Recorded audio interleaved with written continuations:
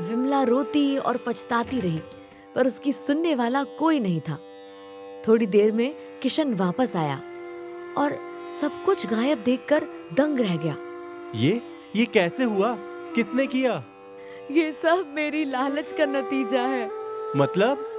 विमला ने किशन को सारी बात बताई। देखा, तुम्हारे लालच ने हमें कहीं का नहीं छोड़ा। मुझे माफ कर दो। उस दिन के बाद किशन और विमला रोज तालाब में उस जादुई हंस को खोजने जाते, पर वो उन्हें कभी नहीं मिला।